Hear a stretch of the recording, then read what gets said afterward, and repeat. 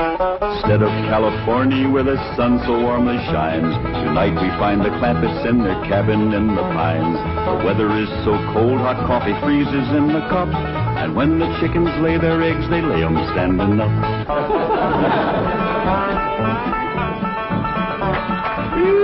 Doggy's gonna be a cold one tonight. Somebody better get ready to fry that sun up in the morning to get it started. Yeah, sure we'll be glad to get back to that nice warm mansion in Beverly Hills. It ain't no fun sleeping on this cold, hard floor. That's a fact. You think that's bad? You ought to try sharing a room with that wild daughter of yourn. Well, leastways, you got a bed. That ain't a bed. That's a nest, a roost, and a den and a hutch all in one. Is them animal friends of Ellie's still coming in at night, Granny? Everything that can get through the window. Why don't you shut the window? Because I can't sleep without fresh air. Especially with that third party in bed with us. What third party? Ellie, can you come out here and bring your friend with you? Yeah, Granny. Don't you worry about it, Granny. I'll chuck it out. Whatever it is, you got to get your sleep.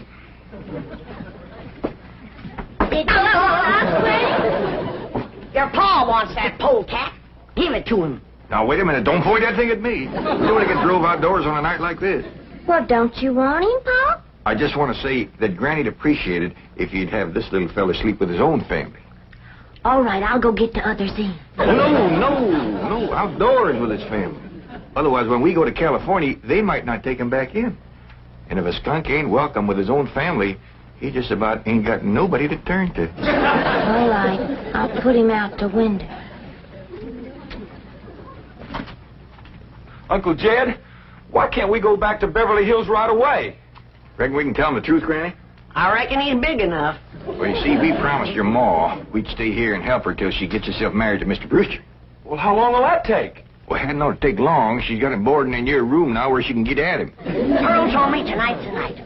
She's gonna feed him into a stupor, then set him in the parlor and sing to him until he proposes. That's a powerful combination. Pearl's cooking and singing. Yeah. If he can get got, Pearl will get him. Ain't that a precious picture? Niagara Falls, where the honeymooners go. Understand they're having special winter rates there now. I think I'd better turn in. I've got to get up awfully early. No. You sit down and relax. Jeffrey and me's got a special surprise for you.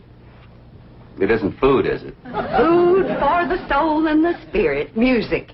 What would you like to hear? Oh, anything you'd like to sing. Well, I'll just pick out something at random. Let's try this, Jeffrey.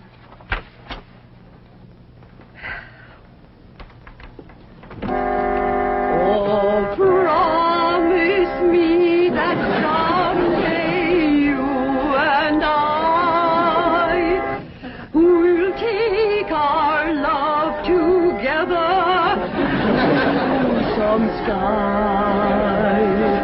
where we can be alone and faith renew.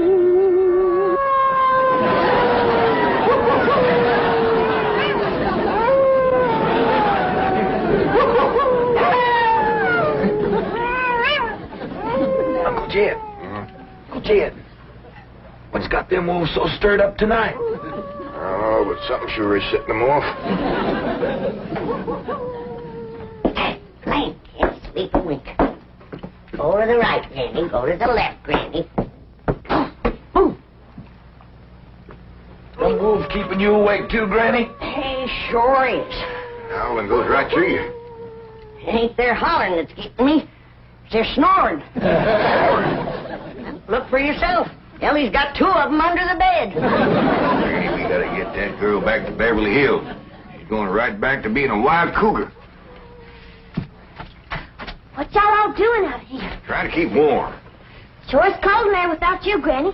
Mind if I join you? I reckon so, if you don't mind a little human company for a change. Uncle Jed, we just got to get ourselves back to Beverly Hills. We will, Jethro, as soon as your ma gets proper hitched to Mr. Brewster. Bless you. Oh, Pearl, give it all you got tonight. Oh, we's all gonna be down with pneumonia. John. just a song at twilight when the nights are low and the flickering shadows softly come and go.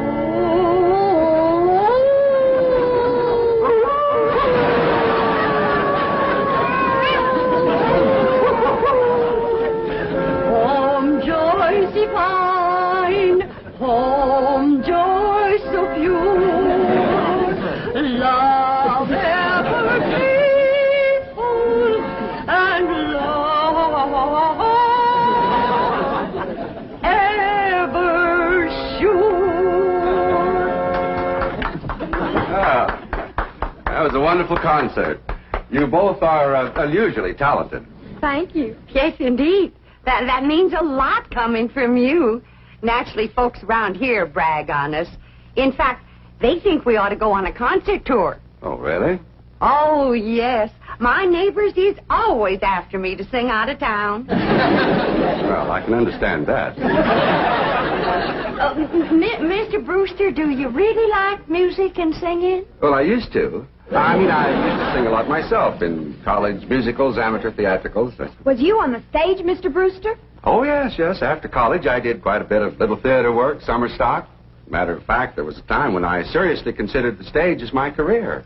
Ma, Mr. Brewster's an actor. Well, not any longer. My father had other ideas. He insisted I get into the oil business. Mr. Brewster, did you ever do anything from the Bard of Avon? That's Shakespeare. Oh, I just love him. Well, as a matter of fact, I once played the lead in Romeo and Juliet. Which one was you? I was Romeo. In my youth, I was considered quite a leading man type. And there were those who thought I had rather a handsome profile. Well, you still got it. And I'll bet you can activate the band. Oh, come on. Take off a part for her. Something from Shakespeare. Sit down, Jeffrey. Well, I doubt if I can remember anything. Oh, please, Mr. Brewster. Well, perhaps I can recall something from the balcony scene. Let's see now. How does it go? But soft, what light through yonder window breaks? It is the east, and Juliet is the sun. Arise, fair sun, and kill the envious moon, who is already sick and pale with grief, that thou, her maid, art far more fair than she. Go to bed, Jeffrey. Well, I think I'll turn in. Oh, well, please, do some more of them love speeches from Shakespeare. Well, my throat is a little sore. I think I'd better gargle a little warm salt water and go to bed. Well, I can take care of you. That's another one of my specialties. Nursing the sick. Well, it might be the flu bug, and you wouldn't want to catch it. Good night. If his flu bug is as hard to catch as he is, I got nothing to worry about. Jed, have you ever known it to be so cold? Never have, Jethro. This ain't cold. Your blood is thinned out from living in California. You say this ain't cold, Granny? Look who else is huddled up to the fire. Ellie and her wolves.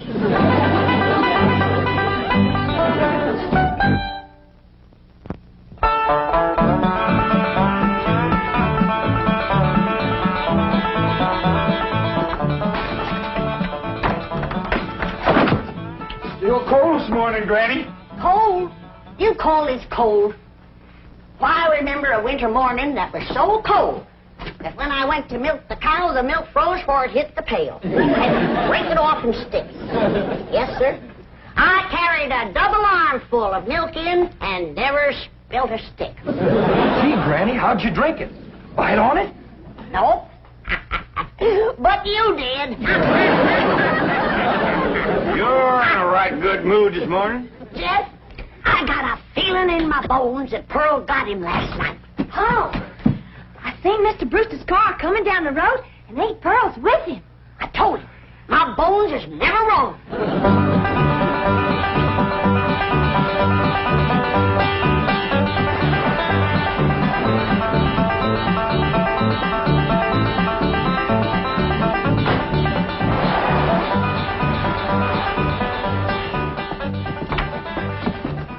When's the wedding party, man, in church? Yeah, let's see your ring, Pearl. You want me to carry Mr. Brewster over the threshold for you, Ma? You don't look too happy. She don't sound too happy neither. Oh, all women folk cry when they're about to get married. I didn't get him. Oh. Did you try your best, Pearl? Oh, Granny, I throwed the book at him. Cooking, sewing, singing. I even nursed him through the flu. Got him well in 5 minutes. But he didn't propose. Jed, you go out there and do your duty to your female cousin. Ask that city fella what he'd rather get, married or buried. Now, Granny, I don't hold with getting folks married unless it's willing. Pearl's got enough willing for both of them. If you're going to make a liar out of my bones... Yeah, I'll have a talk with Mr. Brewster. Where'd he go, Pearl? He said he was going to park the car on the warm side of the cabin. But he must have run off. After him, everybody. We'll head him off at the pass and shoot him down like a dog. Now, you hold on. You ain't shooting nobody down. Just simmer down. Why, he didn't run off at all. Except we'll need you, Ellie, to get him back in here. How come? Looks like a couple of your friends are sizing him up for breakfast.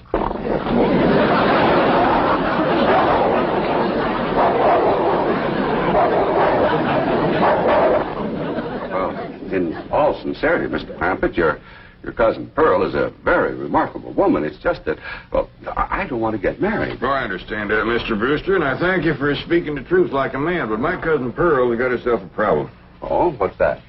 Well, ain't no secrets in the hills, and everybody's dog knows that you've been boarding with her over at her place, and they all know she's had her cap set for you. Oh, I ain't blaming you, Mr. Brewster. Jed? Did he say yes? Can we come out now? Not yet a while, Granny. Well, if you're too chicken to shoot him, Ellie's got her wolves standing by. Mr. Brewster, in order to save my cousin Pearl from shame, I'm going to ask you to do me a big favor. Anything I can do. I want you to propose to her in front of somebody. And let her turn you down, of course. Oh, I see. Of course, yes, that'll save face. Pearl will know that she's supposed to turn me down. Oh, sure, we'll have an understanding with Pearl. Now, the one I think you ought to propose in front of is Elverna Bradshaw. You know, Mr. Clampett, this idea of yours is quite inspired. Oh, just a notion. You see, Elverna is the biggest gossip in the hills. No, really, it's brilliant. It combines drama, pathos, suspense. It has a happy ending. Great third-act curtain. It's real theater. Of course, you'll have to be convincing, so Elverna will... Convincing? Why, I'll give a performance the people of these hills will remember as long as they live. Well, just so that... When Pearl Bodine turns down my impassioned proposal of marriage, there won't be a dry eye in the house. Elverna, don't cry easy. Oh, well, now, surely you're not going to waste this dramatic scene before just one person. Well, I reckon Elverna's daughter... I've got it. The movie house where Pearl plays the piano. You want to propose there? Well, it's perfect. Everybody in town will see it. I want to kind of shame you to be turned down in front of all them people. Well, it's just a performance. I've learned one thing in the theater.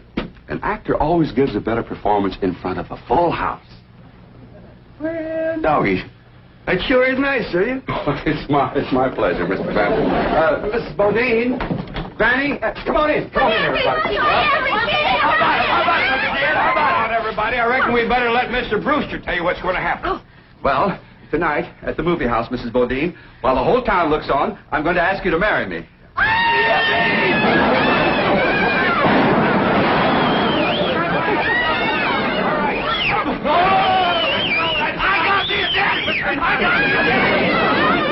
This calls for a whopping big snort. Now, will y'all quieten down, everybody, until you hear the rest of the story. Now, Pearl, when Mr. Brewster asks you to marry him, you're going to say no. Not unless I'm as drunk as you are.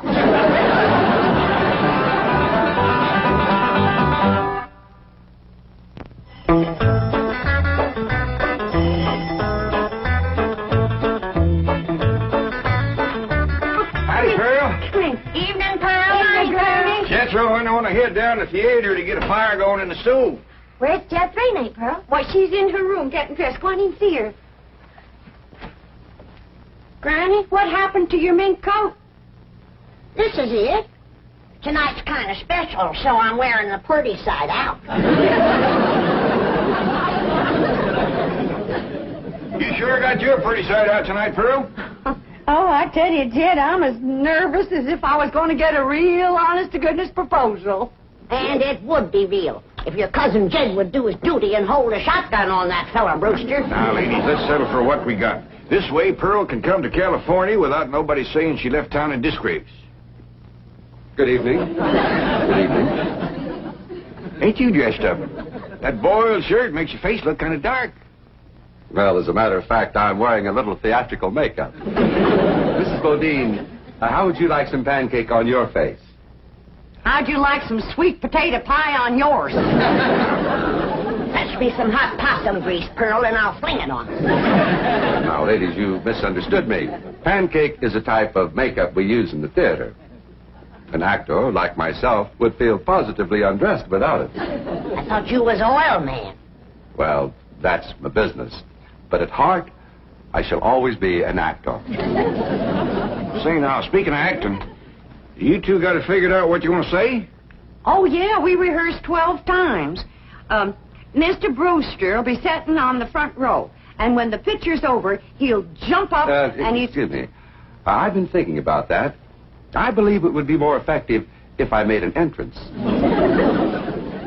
Entrance? Yes, I'll come down the aisle. Oh, all right. And then Mr. Brewster's going to say, Mrs. Bodine, don't go to California with your cousin Jed. Stay here and be my wife. I've been thinking about that, too. After a big entrance down the aisle, that's going to seem like a pretty flat opening speech. Well, you just say what you want to say. All I got to say is, no, I won't marry you. If that's Homer Winch, I'm going to hit him right in the hip.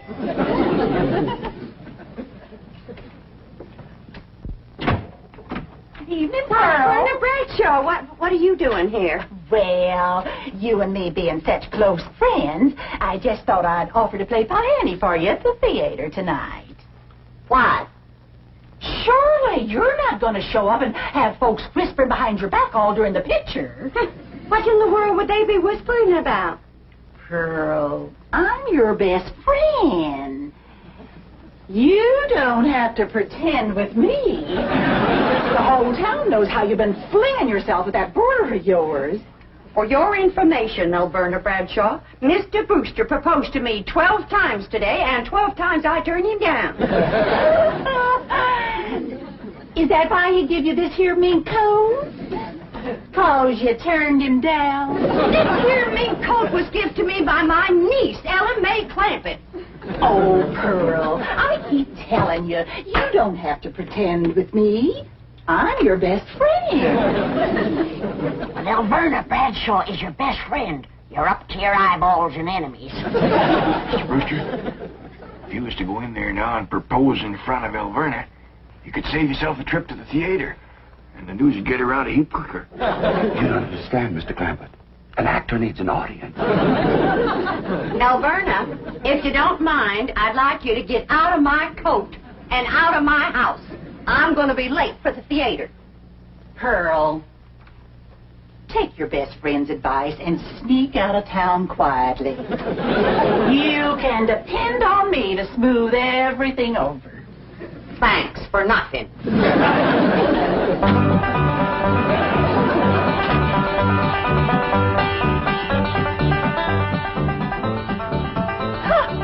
Farewell performance is right. I reckon she'll sneak out of town in a hurry if she ain't already snuck. Mind you, Pearl's my best friend, and I ain't one to talk, but...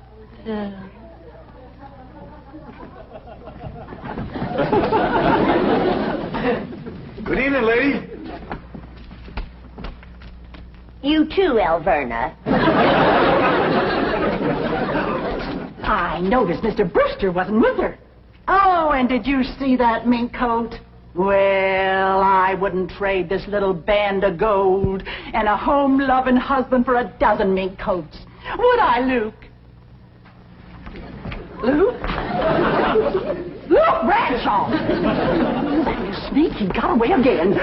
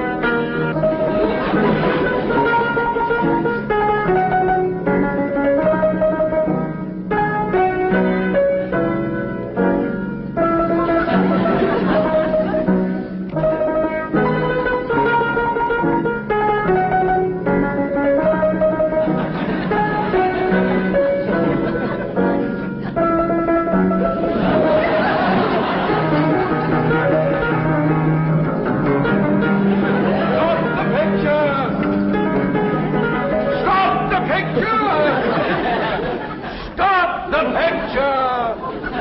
All right, Charlie. Mrs. Bodine, I just saw that poster out front. Farewell performance. Does that mean you are leaving? Oh, yes, Mr. Brewster. I'm going to California with my cousin Jed and his family. Oh, no, please. Please, I beg you. I implore you. I beseech you. Don't go. Stay here and be my wife. No, thank you, Mr. Brewster. I cannot.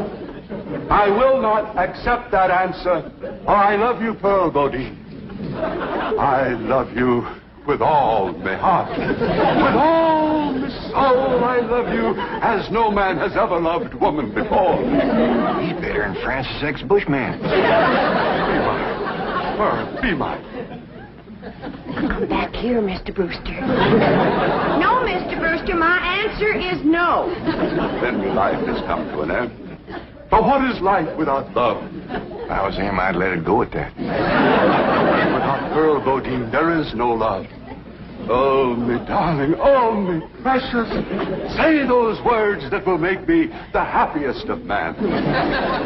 I'm behind you. My answer is still no. Better quit while you're ahead, Mr. Brewster. Oh, how those words stab into me heart like cold steel. And only you, Pearl Bodine, can heal the mortal wound. Oh, moon of me desire, marry me, Pearl. No. I promise you a life of happiness, No? a life of luxury. No. Oh, me darling, look into me tear-stained eyes. Look into the tortured face of your love slave. Free me with that one divine word. Say yes. Say yes, and together we will enter a paradise of love everlasting. Yes, I'll marry you.